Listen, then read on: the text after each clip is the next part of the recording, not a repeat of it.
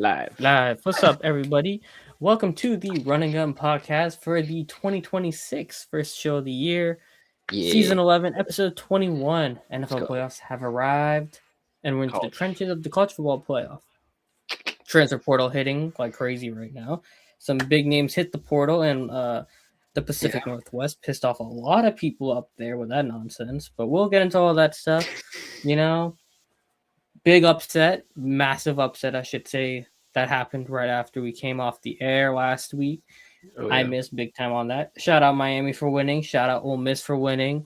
Oregon handled some business there. Yeah. And, well, Indiana handled their own business thoroughly against Alabama. So shout out all those schools for winning. NFL playoffs start Saturday. We'll talk about all that, you know.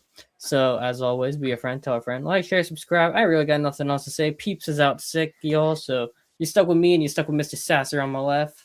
Yes, sir. What's going on? So, how you been, Sasser? How's 2026 treating you so far? Clearly better than Peeps is. I feel bad for him. Actually, pretty good. I'm pretty good. I got a couple of job interviews coming up. So, hey, starting off the new year, right? So that's great. I have not gotten a single email back or response back on internship, so it's not great. It's not going great right now, but it's all right. It's all right. It'll come. We'll survive. It's all right. We'll get it going. Anyways, I'm gonna run this intro here, and if I can find the intro, holy shit! One sec. I don't even know which one it is.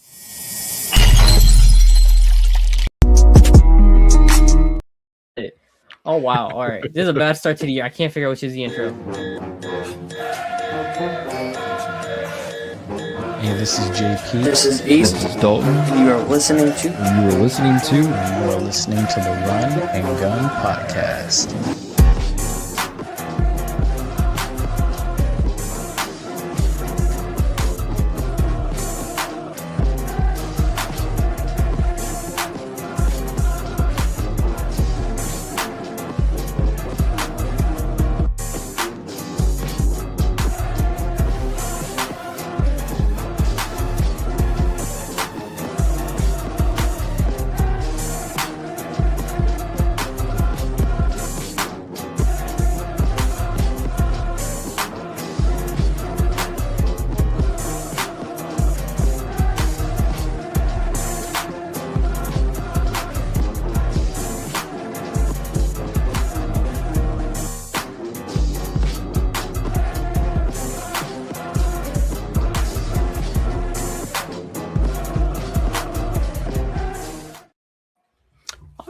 All right. We're in the wrong background. Unless you want to start with the NFL first, but I think we should probably start with college football, I'm guessing.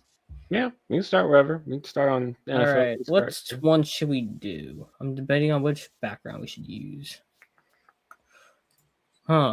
This one? Yeah, that's on the nose for Washington fans. I feel bad for them right now. We'll talk about why in a minute. This one I think is good. I guess these backgrounds kind of suck. Where's my old one? Here we go. I got the right one for us. Yeah, there we go. That feels more OG. appropriate. This is the OG, the appropriate OG one right here. Real ones know what this background was from. This is back in the day. All right. Anyways, college football playoff. Let's get it going. So, as we know, the University of Miami upset Ohio State. They got their revenge. They did it. It's not even really like revenge. I just didn't expect that game, honestly. I don't think no one expected it. I don't think no one expected again 3 other teams. New Year's Eve again. New Year's Eve, yeah. New Year's Eve is not a good day for people with a bye week or Ohio State. It's funny. Like the game wasn't remotely like if you watch that game, the game just wasn't close per se. You know what I mean? Okay, Miami came with intensity. They came in with intensity, and they came to like headhunt almost. That D-line, man.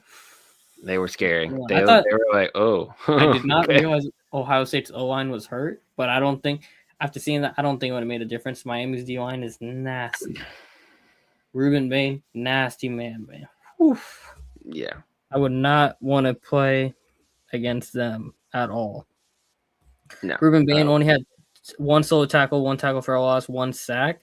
He felt like he was all over that field, man. It felt like he did more than just that. box score line on that one. But yeah, that was our first game that happened New Year's Eve. They're going on now to face Ole Miss, who was our second upset of the week. Well, I mean, we kind of expected Oregon to handle their business, but like I was right 3 of the 4 times. The way Oregon did it, I wasn't expecting that. I did not expect them to get. I expected that game to be a high scoring shootout kind of game. I didn't expect that to be a Oregon thorough defensive beatdown on Texas Tech. It looked like Texas Tech was not like their offense did not. I don't know if it was come to play is the right word to say it. It just felt like they were outclassed. It was all defense. No offense showed up to that game. That's how it felt. Yeah, that's how it kind of felt. Like I mean, again, yeah, it looks more defense. And Miami came in with that intensity. They scared they made old Ohio State, shiver to their knees, like, yeah. It's gonna be interesting. Very interesting. Indiana just put belt. That was funny. Yeah, that game wasn't even close. Like the Oregon Texas Tech game was a snooze fest, but oh my god, that Alabama Indiana game, like, god damn, what was that Alabama like? Holy, that's not the same Alabama. Like that's like looking at Indiana. It's like that's like the new. I'm not saying the new Alabama, but that would be like what should be Alabama be doing to everybody else. 30, 40 points a game, and the other team barely gets a field goal. Yeah, you expect that kind of score like back in, I want to say, 2018 to 2021, 22, 23 even. You watch that score. If you were anybody from those 6 years, from 2017 to 2023, you show them that score, they'd be like, "Are you mad?" What they would think that was fake. You would think they were lying. It was like misinformation, some fake edited score, whatever. Nah, man, like Alabama, that from the Nick Saban Alabama to the Kalen DeBoer Alabama, it's just wishy-washy right now. Yeah, boy. Whew. That was just rough. They do not look like how they were at all. Like, that is not the Alabama of old. Nobody fears them anymore, nor should they. Like, in the last few years, like, Alabama has not put the fear of God in you like they used to. You usually see Alabama on that schedule, and you're like, "Ah, damn, we're in for it right now." Yeah. Nowadays, it's like, it's just a game. It's not like they're bad or anything. It's just like they don't have that fear factor anymore. No. Like Indiana came, they didn't have no fear in them to play Alabama. They were ready for them. No. That defensive four in Indiana, they look scary too. I ain't gonna lie, they look really scary. That Indiana game is gonna be nasty against Oregon. Yeah, that was basically they're gonna be all over Dante. Mendoza has done anything to lose the number 1 overall pick, but that Indiana Oregon game, like that's basically all right. Y'all two are gonna battle it out. Whoever performs better is the number 1 pick, and who wins. Yeah, they're basically auditioning for the Raiders now. If I'm Dante Moore, I would still go back to school no matter what. I would not want to play for the Jets or the Raiders, two very dysfunctional franchises who have not had any success in the last 20 years at all. No, I would feel the same way too if I was Fernando. But he has to come out anyway, so it's not like it can. At some point. Yeah. But like, I don't know. I could see him maybe at the Jets versus the Raiders, but I don't know.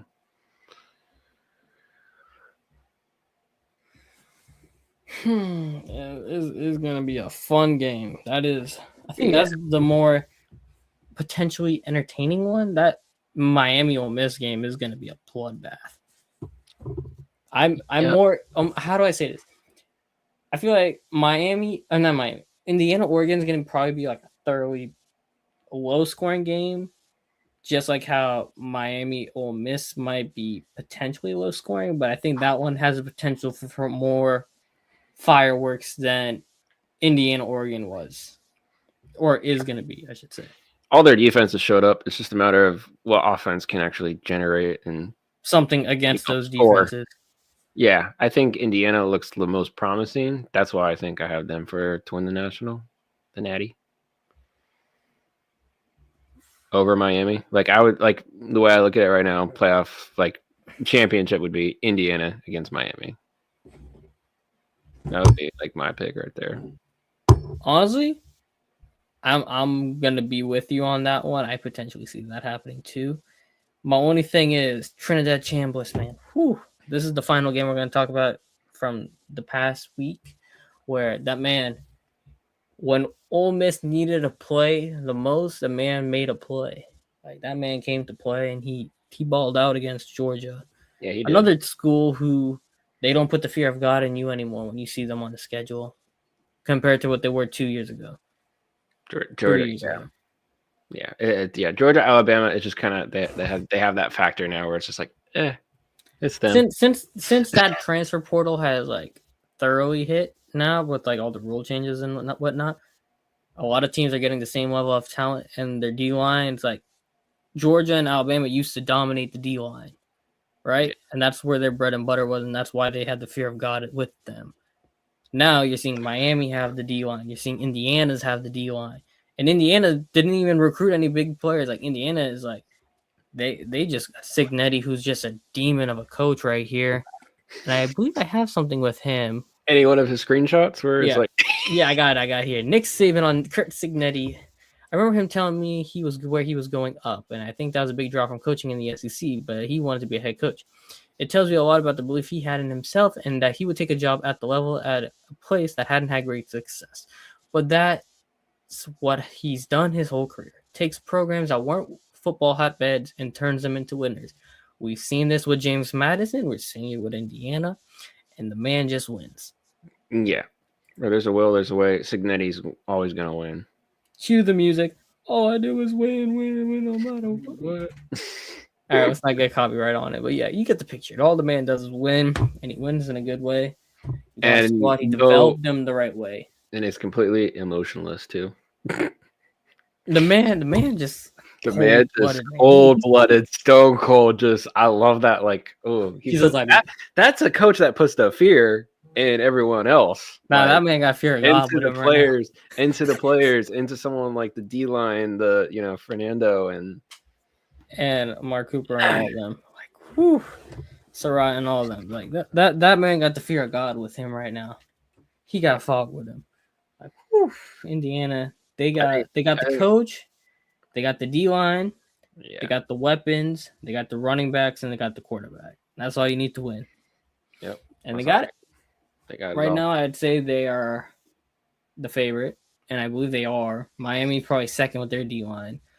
Mm-hmm. If it ends up being Oregon-Miami, pray from Dante Moore. He's going to get killed in that. But Ole Miss, if Ole Miss makes a championship, 1 for Ole Miss, 0 for Lane Kiffin. Mm-hmm. But I'll say this: there have been talks about Trinidad Chambliss and his eligibility. Ole Miss is trying to bring him back. He's trying to get the NCAA to give him an extra year so he could come back to Ole Miss.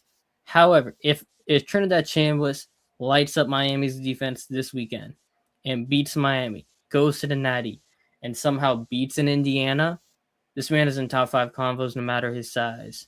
It's like a legitimate conversation that would have to be had because this man just he diced up Georgia, right? I mean, granted, some teams have already done that, but whenever he's played big moments, he's given Ole Miss what they need.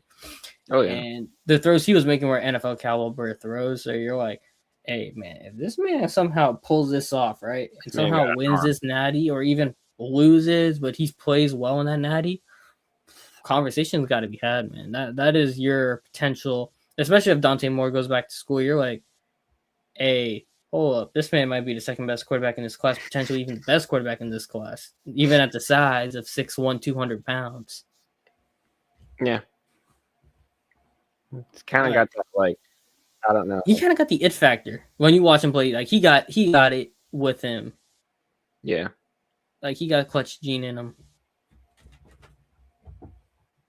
So that's how it is. So let's take it down now to our Peach Bowl with the Oregon Ducks and Indiana Hoosiers to break it down.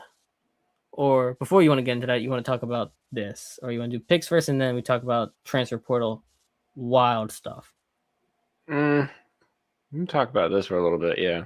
So, Let's talk about this real quick. So, Texas Tech gave Cincinnati's quarterback $5 million, and that had a lot of heads turned because he was a top quarterback in the pool, and a lot of people were upset that Texas Tech using that oil money, and they're paying people. And now we've seen SMU's football sanctions from back in 1987 when they were trying to get players, and how the NCAA handled that, compared to now where you're seeing guys get $5 million to play quarterback in college football.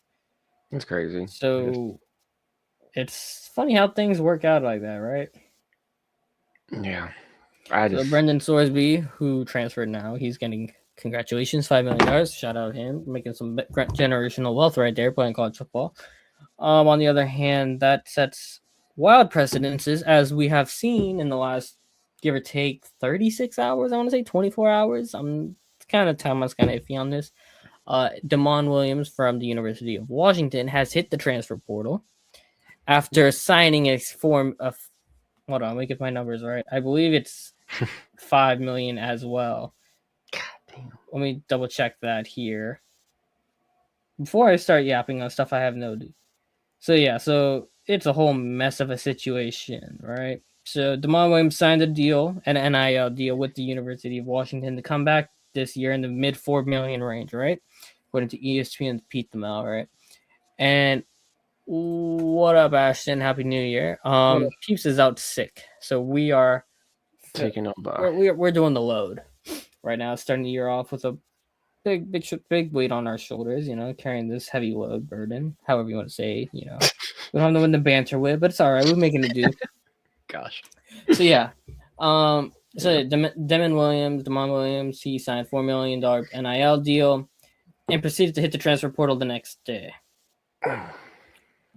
with potential rumors of him getting $6 million from Lane Kiffin and Ole Miss after they missed out on Sorsby to Texas Tech. And the University of Washington now is trying to pursue legal action against him to enforce his contract that he has signed. Ooh. And damn. So, so a lot of legalities there, I guess, and attorneys involved. It's going to be potentially even more messy than Nico Yamalava's situation from last year with Tennessee. Yeah, there's got to be. Somebody was talking about this, a potential fix for the transfer portal. I kind of agree with it, honestly. Implement a transfer fee. If you want a player from another school to transfer to your school and you're paying the NIL deal for that, you better give that school some kind of compensation, or have a flat standard fee of let's say $200,000. I don't know. I'm just spitballing numbers to keep it fair for the small schools, right? Small schools can't pay that much money, but if you're taking a big school trying to poach a smaller school's thing, you got to pay X percentage of what that NIL deal is you're signing him, pay almost like a commission fee. Kind of like how you sell a house, you're giving the real estate agent, you got to pay that whatever percentage. You get a cut, I get a cut, kind of thing. Yeah. You want this player, right? Kind of like in soccer when you have to pay transfer fees for a player to transfer to your club. Same kind of thing here. Yeah, soccer does that. Yeah, it's kind of crazy. Yeah, I could pull up the exact numbers here, but it's kind of like that. That's what college football is going to need to handle this type of stuff. But otherwise, it's just going to get more messy. It's just going to get more messy, and these guys are going to want more money. Mm-hmm. Which I'm already geez, $5 million, $6 million. You're gonna give someone to come play for Texas Tech, or I don't know. It's a little. Some people are shooting for the moon here, and it's just I don't know. So yeah, Neymar, when Neymar signed his deal, right, to transfer pro soccer, Neymar transfer fee. I believe he had a giant. The club had to pay a giant transfer fee for him. Yeah, he had to pay his $222 million deal from when he left Barcelona for PSG. They had to pay almost a lot of money for that transfer fee. It was crazy. So yeah, like that. I feel like that's where we're headed. Like some kind of enforcement and like they gotta do something to handle this whole situation. You can't be letting guys sign a contract and then all of a sudden like, hey, we're out for more money somewhere else. Yeah, that should not be how it works. Nope. Once you're locked in, you're locked in. You know, like such is the way right now, and you know, guys are kind of idiotic. So what you'll do about that? I don't know. Anyways, but yeah, those are transfer portal news for today. USF also brought in Michael Van Buren, former 5-star recruit and LSU quarterback, into their quarterback room. I like that one a lot. He played a little bit last year. He balled out when he did, when Garrett Nussmeier was hurt. So I'm guessing this. I kind of like him over the other guy, Luke Cormeyer or Cormacker. I don't know how you say his name. He don't got the name or to be good. Michael Van Buren, now that's the name. I don't know. I'm just trolling here. I can't say his name, so I can't say is good or not. I'm just messing. Y'all don't take that serious. Yeah. Anyways, yeah. Brian Hartline bringing in some Ohio State guys. He's trying to bring in CJ Hicks from Ohio State. Great recruiter. We all know. I expect that to continue. All right, now back to the fun. Football playoffs. Peach Bowl down in Atlanta, Georgia. For us, it's up in Atlanta, Georgia. Oregon Ducks, Indiana Hoosiers. We've already said it. D-line for Indiana is going to give Dante Moore hell, right? Yeah. We saw him get sacked like what 4 or 5 times against Texas Tech. The last time he had 3 interceptions against Indiana. This game is going to come down to can Oregon protect and can Dante Moore get the ball out of his hand fast enough from that Indiana pass rush? Yeah. Otherwise, it's lights out, and I think they're lights out in the first quarter. Lights out in the first quarter. I kind of expect Indiana to win this one. Yeah. I got Indiana too. Yeah, I just don't remember what the spread was. I don't know if it was 40 or 50. I can actually pull that up. I think they actually I think both games were supposed to be like either 40 or 50. Right now, the over-under is total points is 51.5. Oh. Let's see, 53%. Oh, that's Ole Miss Miami. My bad. Sorry. Pulled up the wrong one. Spread on this game is actually 47.5 over/under. Right now, 75% of people, give or take, on Real App is saying Indiana's gonna win. So take that as you will. Yeah.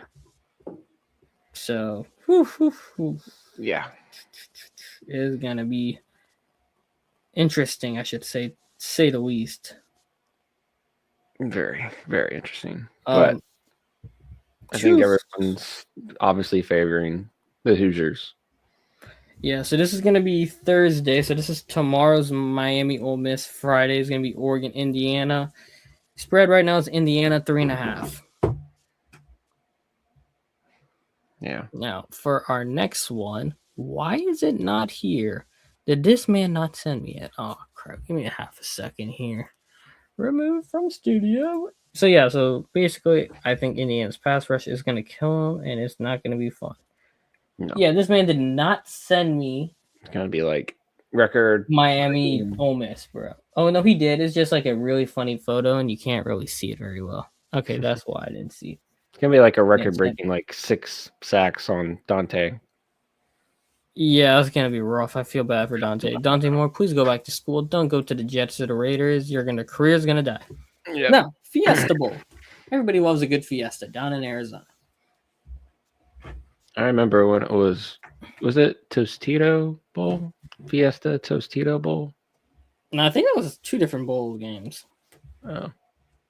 But yeah, Miami Ole Miss right now, that game, Miami's a 3.5 favorite. Actually, the total spread is actually 52.5. Yeah, this one is leaning heavily, kind of feels like to Miami's favor with that D-line after how they beat Ohio State. They are the favorites right now, so it's going to come down to kind of similar situation. Can Ole Miss give Trinidad Chambliss enough time to throw the ball the way he normally throws the ball? And if Ole Miss can, get Carson Beck to throw random passes and picks, actually, Carson Beck's going to say it's not even about Carson Beck per se. It's going to be you got to slow down Mark Fletcher. Mark Fletcher is on a crazy run right now. Yeah. and nobody is stopping him, and that's the scary part. And I feel like if you're Miami, you're just gonna keep riding Mark Fletcher to the championship and potentially to winning the championship, because this man is on another level right now. And watching he out had for 172 against A&M, right? 172 total yards, 17 carries, 172 rushing yards. Actually, no receiving yards. This man is just a pure runner.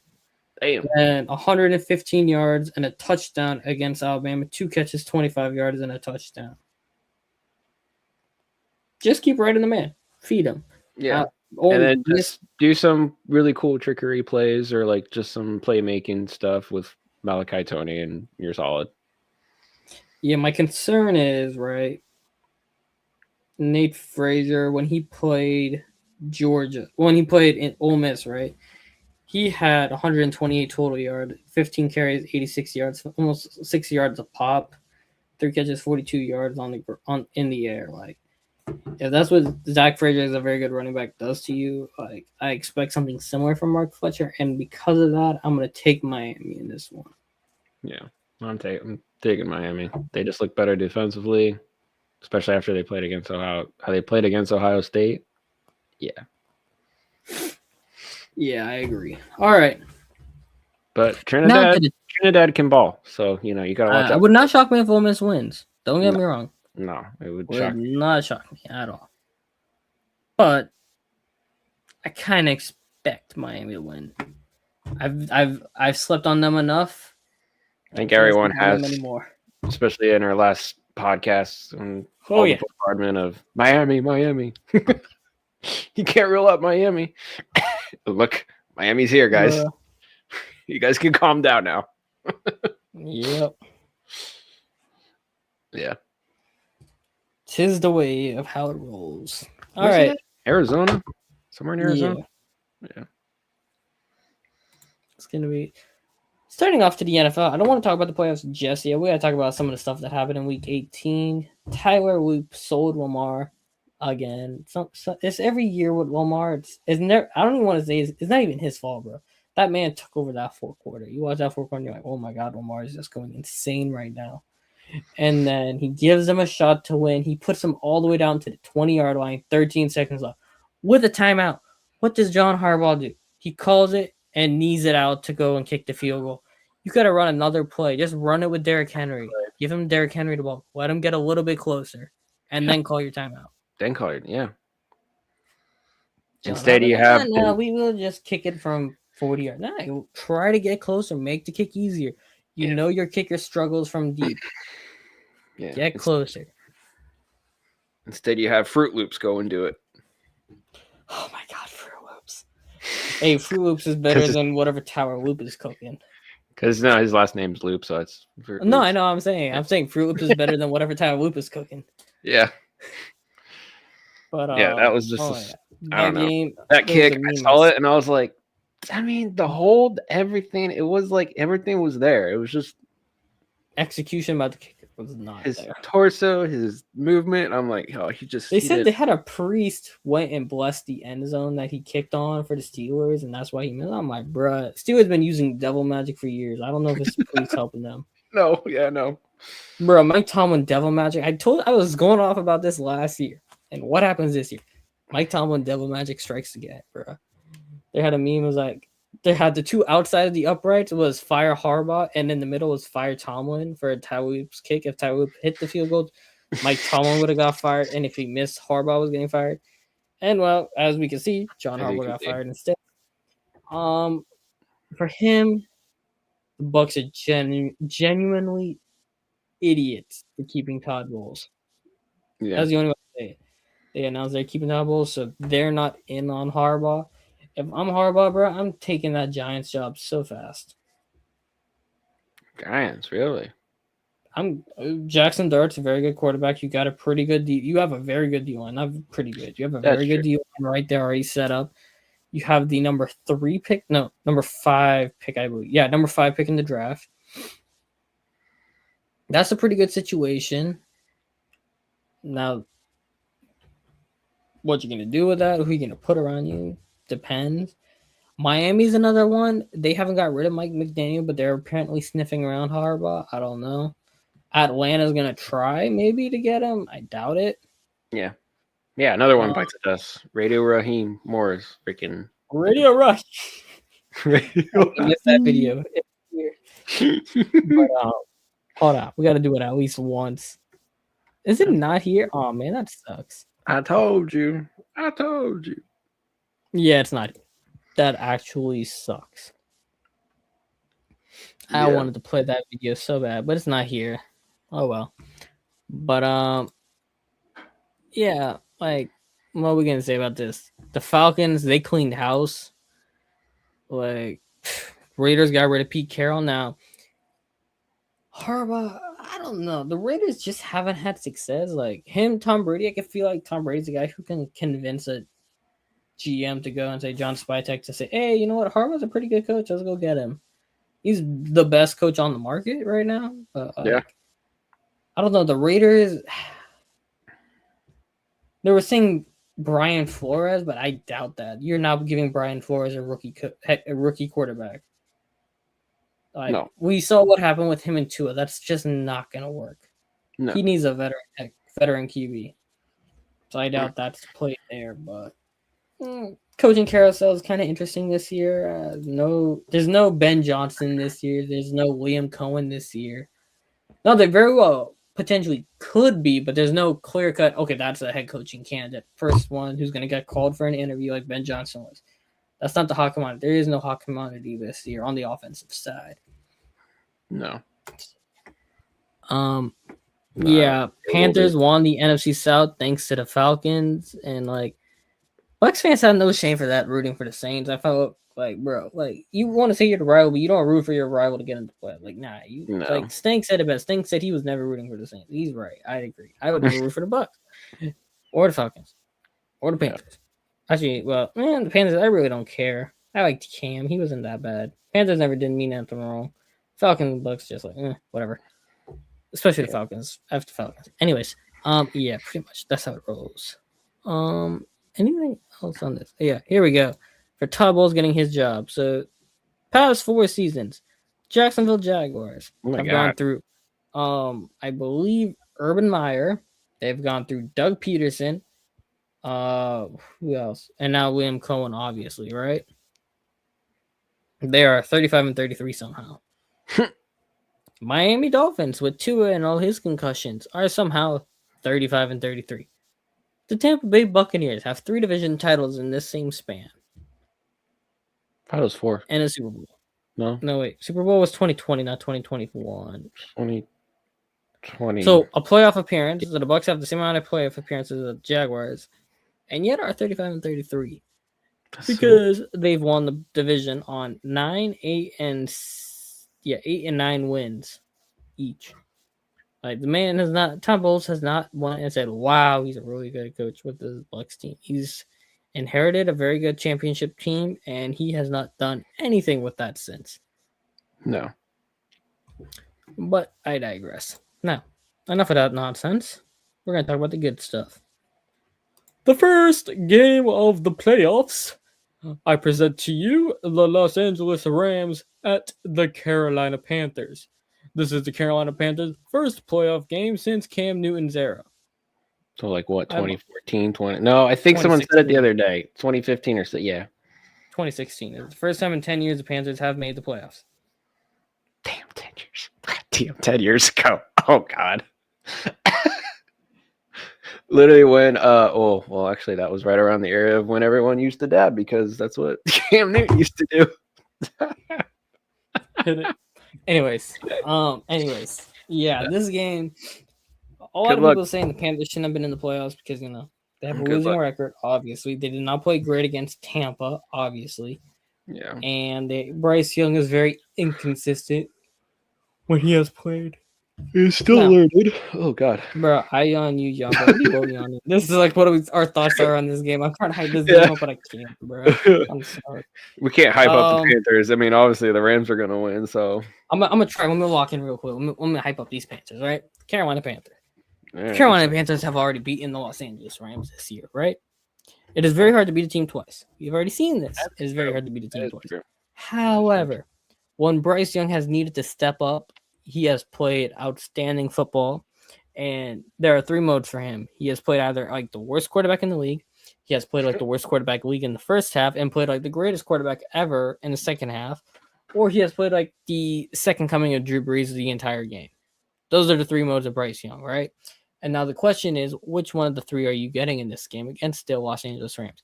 The Los Angeles Rams are going to be very motivated for this game because we've already seen them lose the number 1 seed to Seattle, and they gave belt to the Arizona Cardinals when they played. And well, we know what LA can do. However, can Bryce Young pull off what should be considered a massive upset, even though it's at home? No Jatavion Sanders. You still got Rico Dowdle. You got Chuba Hubbard. You got Ted McMillan. You got Jalen Coker. None of those names outside McMillan have a lot of hype behind them. Yeah, McMillan has a lot against that Rams front. However, for the Panthers, they are expecting James Hunt. I believe his name is James Hunt. Let me make sure his name is actually James Hunt before I continue to gas this up. He is the offensive lineman. I believe his name is James Hunt. He's their right guard. Very good offensive lineman. He's missed the last couple of weeks. He should be back. They're going to get the mostly healthy offensive lineman. Robert Hunt. Not James Hunt. Robert Hunt. Who's James Hunt? Somebody's name is James Hunt. Anyways, I'm getting distracted. Yeah. So your offensive line is supposed to be more or less very healthy. You're going to have all your guys there to handle the Rams pass rush. Dave Canales, we know, is a very good coordinator. Oh, now currently a head coach. He's a very good play caller and whatnot. As long as conditions persist, I don't think it's impossible for the Panthers to win this game. We have seen crazier things happen. That's true. That is true. And it's the playoffs. Anything happens. It's a win. It's like a one and done. Winner takes all kind of matchup every single week, every single game, and you never know what can happen. And I feel like for the Rams, this is like the ultimate trap game. They better not come into this game saying, "Oh, we're playing a team with a losing record. It should be a walk in the park for us." Oh, no. You do not sleep on this team. This team has thoroughly beaten some teams, very good teams before.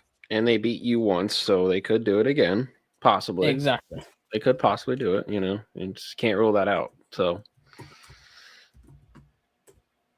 yeah. And if I'm not mistaken, I believe the home team, who was the first? Hold on. You keep talking while I check something. I have a very interesting stat I'm working on. Keep talking on this. All right. I was wondering if you were going to pull up a stat about like the home teams in playoffs. Like what's the win-loss record and home team? You read my mind. That's what I'm working on. Okay. That's exactly what I was thinking of. Sure, so. Right. I was like, I'm pretty sure this is what he's thinking that I'm thinking of. So, yeah. I'm just curious about that. And, of course, looking at Broncos, looking at Patriots, again, they have the bye week. But, who's to say? The home team in the wild card week is 65% of the time wins. Oh.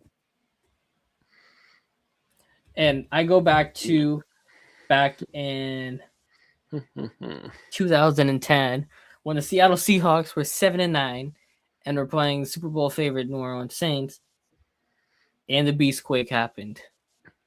That game has severe PTSD on my soul, but it's okay. I digress. Home teams are 58-30 in the wild card round. 58-30. Oof. Now, I'm not saying that the Panthers very well could be one of the 35% of the teams that don't win, because I feel like one of these home teams are going to lose. However, the home team that I think is going to lose is the other NFC playoff game. Are we thinking the Bears losing? I think that's a very good chance. Or are we saying that the Eagles? I'm very interested to see if Brock Purdy is playing that game. I would be too. What the practice report says for that game, because that man was on the ground and that man looked like he was halfway unconscious after that Seahawks game. Yeah, he did. Those uniforms in that game though looked amazing. Though I like those their uniforms. Mm-hmm. That was a good design. Yeah, that like those a lot. But yeah, back to this game. I'm gonna mess around here, and I'm taking the Panthers in this game. Okay, I'll go opposite to you. I'm still gonna say Rams. You say the Rams handle their business? I think they handle their business. Right. I also feel like a lot of these playoff games, I mean, again, it's anyone's game. I think a lot of these are going to end in some like weird, odd fashion, like every NFL team does. Every single week, it's going to be like a botched field goal, some flags. I think the more flags are going to come out. We're going to see whether it's this game or not. Generally, since Puka won and badmouthed the refs, it's not been sunshine and rainbows for the Rams. Ooh. That's all I gotta say. Ooh, I didn't know he badmouthed. Come on, Puka, be better. Be better. And he badmouthed a certain well, he didn't badmouth. He made fun of a certain religion, country, whatever that people think. I'm not getting into that. Yeah. Okay. Yeah, he pissed off a lot of people, and since then the Rams have not been sunshine and rainbows. Yeah, so that's why I'm taking the Panthers in this one. I think some other stuff is going to be good. Fishy, funny, weird stuff. Because that Bucs game was clearly suspicious. Because like they called some BS calls on the Panthers against the Bucs. Anyway, now going into the other Saturday game, actually. It's kind of weird. They have 2 NFC games on Saturday. Normally it's one NFC, one AFC. I don't know why there's 2 NFC games, but... And then I think the Sundays are... Oh, no, it's 2 AFC, 1 NFC. 2 AFCs and an NFC. I don't know why they just didn't... Whatever. Anyway, Packers, Bears. Packers have been dinged up a lot. I expect Jordan Love to be full go in this game. I expect Christian Watson to be full go. I expect Josh Jacobs to be full go. Well, Tucker Kraft's obviously out. No Micah Parsons, obviously, but more or less, I expect everybody else to be out, to be there for this game. The Bears have played much better football as of late. We know he went and beat the Packers already at home in overtime. But with it being overtime, I expect this one is to be the one where the road team wins. However, I think the Packers... Jordan Love in the playoffs has always consistently played very well. We have not yet seen Caleb Williams in the playoffs. We have not yet seen Ben Johnson in the playoffs. Just like we haven't seen Dave Canales or Bryce Young by any point. That does not mean anything. We've seen Matt Stafford win a playoff game. Yep. However, playing in Chicago is not the same as playing in North Carolina. Weather plays a factor in these type of games. Wind plays a factor in these type of games. More wonky kind of stuff happens, especially when it's 2 divisional teams playing each other. When wonky stuff comes along, I'm taking the experience over the inexperience. Yeah. I will say, though, so I'm taking the Packers in this one. Toyota-thon is still going on. It is? It is. I had to look it up. I had to look it up because of the Packers and Jordan Love. Yeah, it's still going on. It's going on through the first week of January. When does it end? End of the first week of January. Hold on, but does it go on until Saturday? January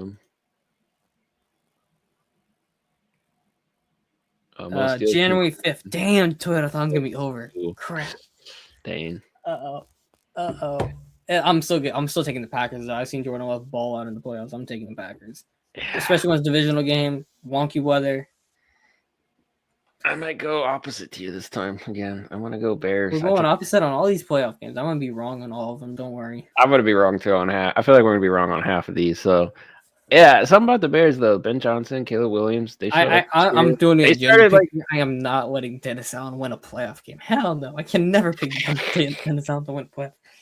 No, I can't do that. The agenda's coming out of this one. I'm sorry.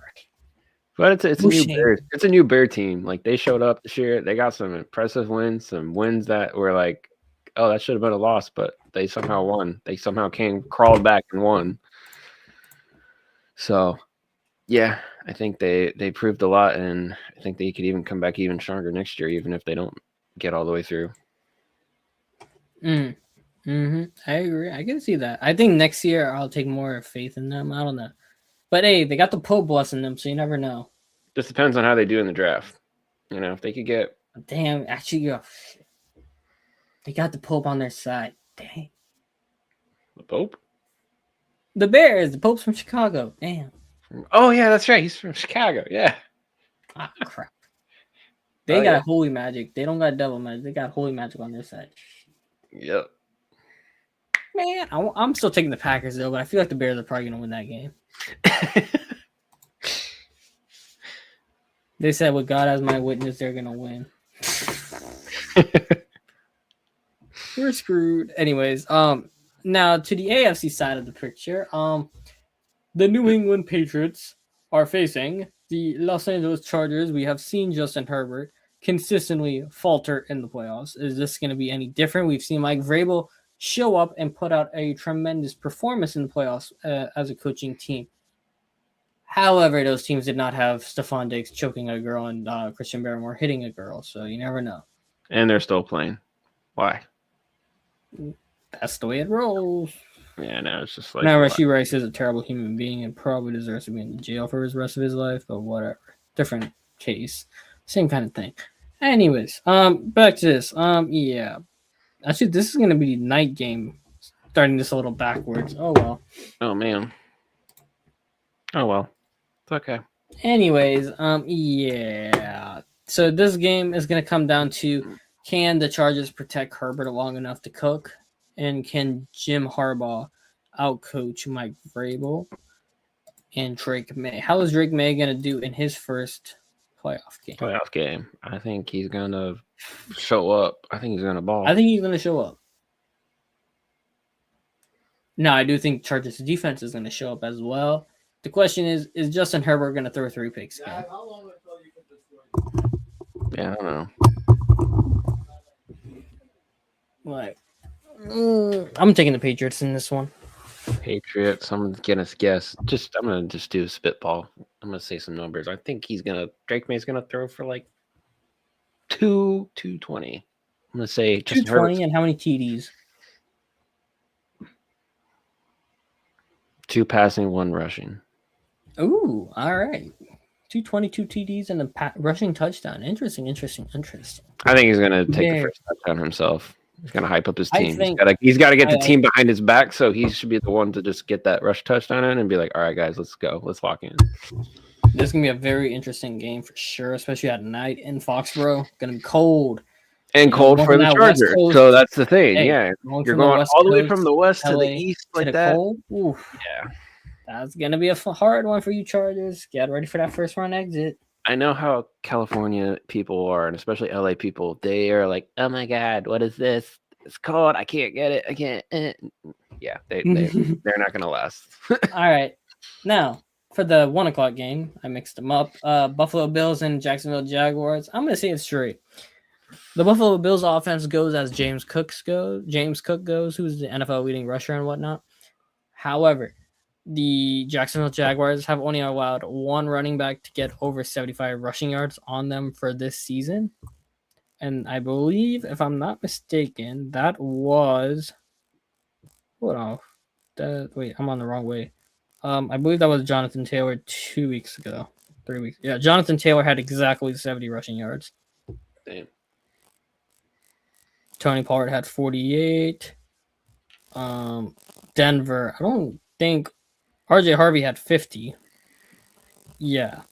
Like, the Jacksonville Jaguars, their calling card on defense is their run defense.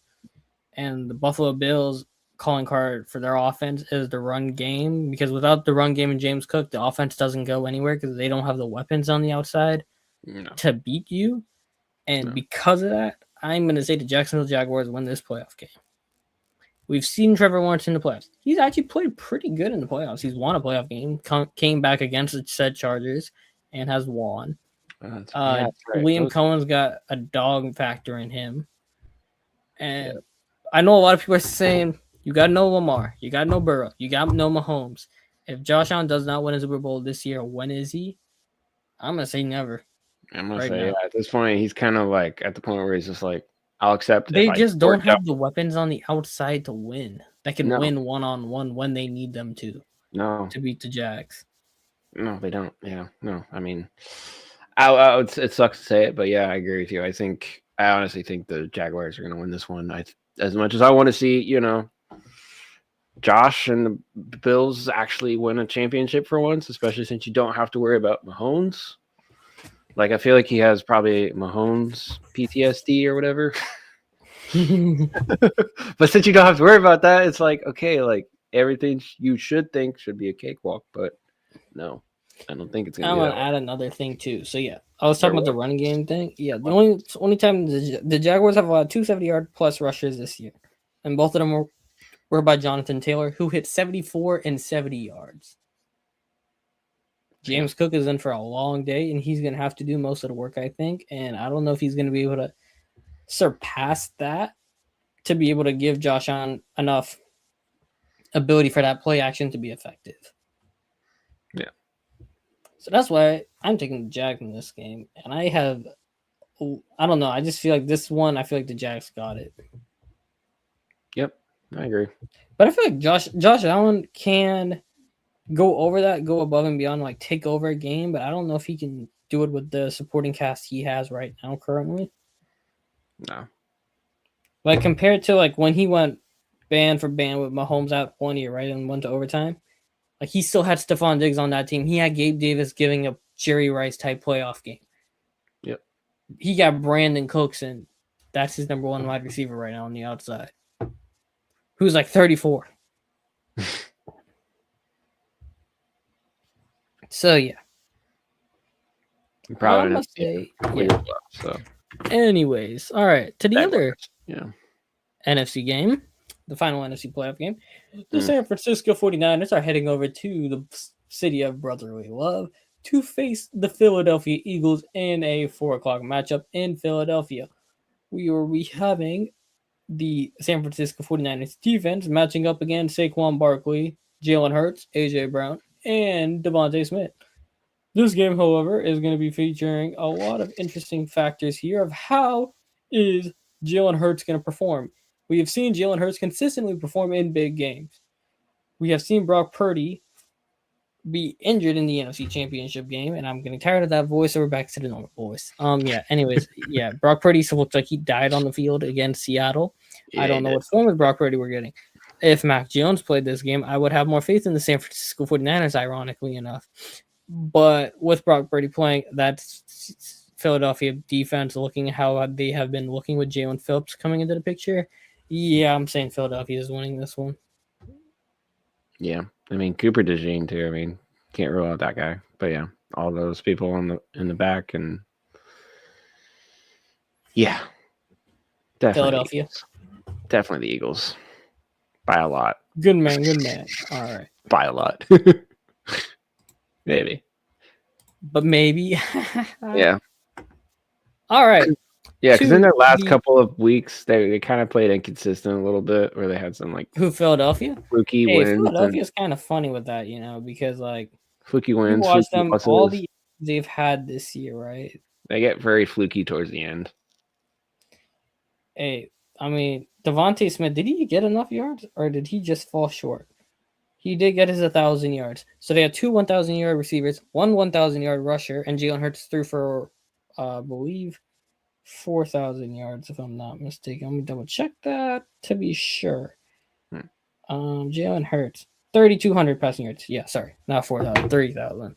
So the 3,000-yard passer, a 1,000-yard runner, a 1,000-yard receiver, and another 1,000-yard receiver. So the offense still got weapons.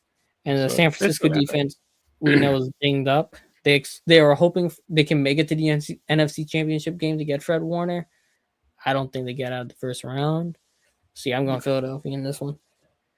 And now for the final game of the wild card weekend. Heights Field. This is my belt to ass game. Oh. Really? I expect Texans. I need them to. And I expect them to. They're going to go down up to Pittsburgh. And they're going to give the worst imagined beating you could think of to the Pittsburgh Steelers. Yeah. You know what's kind of interesting and funny, though? And my uncle said this the other day, because he's a big Steelers fan. He said he would like to see the Steelers and Philadelphia face off, because they're both from Pennsylvania. Obviously, battle of supremacy for that. But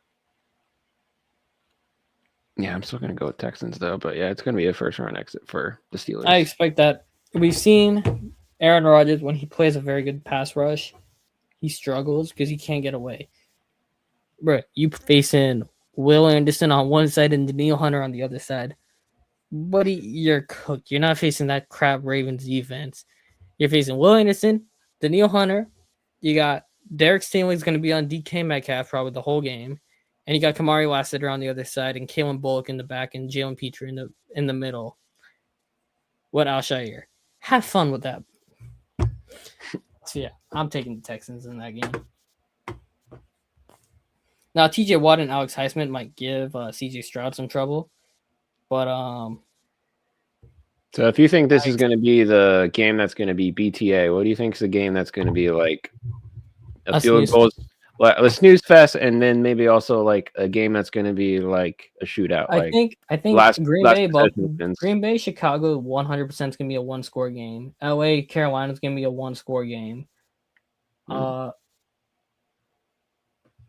Patriots, Chargers, I'm going to say it's 2-score. Yeah. But yeah. Okay. I think that's all our picks. All we have to talk about. I mean, we could talk about the Bucks, but I think Lavonte David might retire. I mean, and Kelsey. Else really? No, I think I got everything. All right, cool. We're gonna wrap this up. We hit 56 minutes. Let's get it out in under an hour to start 2026. Actually, we want to talk about just like a couple minutes on the fact the Lightning have not lost a game since we showed up to a game and they lost, and then have not lost since. Yeah, and I know that was annoyed me a little bit in the league too. Yeah, they beat Colorado. I love that. Colorado. I'm petty. I like that kind of stuff. Handed Colorado their fourth loss. They sit still at the top. They're 31-4. Yeah, they got 69 points. Tampa Bay Lightning have 55 points. Hey, it doesn't matter. A loss is a loss. A loss is a loss. Take it. We're first in the Eastern Conference. Yeah, I'm fine with that. First in our division. Play a Metropolitan team in the first round of that Florida. Completely fine with that. Yeah. Actually, no. Sorry, we're tied with Carolina. I mean, I could have a whole rant on Jamal Mosley right now, but I really did want to get out in under an hour. Trae Young might get traded to the Wizards. That's interesting. Hockey. I felt bad. Steven Stamkos, I felt like he should have definitely been on Team Canada. He's been cooking in December, but like just for like an honorary role, just so he could be on the team, because like he never got to be in it in his whole career and he deserves that. If this man decides to retire, please, Lightning, sign him for a day. Just have him, retire. Maybe I think that's probably gonna happen anyway. But yeah, I don't think he finishes the season in Nashville anyway. But like, it's gonna be interesting come February when the trades happen. Yep. I mean, the Lightning, they have a decision to make on Darren Radish. Are they going to pay him when he has almost a point per game right now in the last 2 months? Are you going to do that? I don't know, because he's never done that in his career. And is this a one-hit wonder kind of thing, or is he legit? Eric Chernak has looked terrible since coming back from his most recent injury. Are you trading him to get hit $5 million off the books? Another conversation that needs to be had. Oliver Bjorkstrand, expiring deal. You can use that to get somebody. He's going to be the highest price, the only right-handed shooter in the free agency market this year. He's going to get paid a lot. You're not going to be able to keep him. Are you going to trade him now? Because you have some young guys like Connor Geeky ready to come up. Yeah. Conversations that need to be had. But right now, they're winning. Vibes are high. Let it continue and handle those conversations in February. Yep. All right. With that being said, thank you so much for a wonderful first episode of the Running Gun Podcast for 2026. I'm Ace, Mr. Sasser. We both thank you. Be a friend, tell a friend, like, share, subscribe. We got more stuff coming on the way. Happy New Year. Actually do fun stuff. Happy New Year to those who've come. We'll see you with a playoff where we have a college football championship game coming up and the divisional round coming up where the real fun begins. So, as always, stay safe, stay blessed. We will see you next week.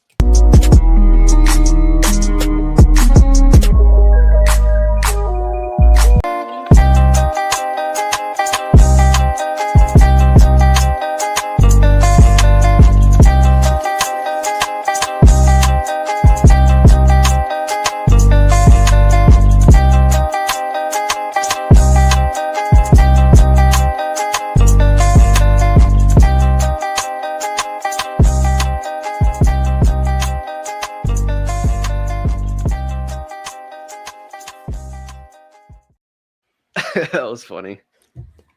Hey, we're still here. Bye.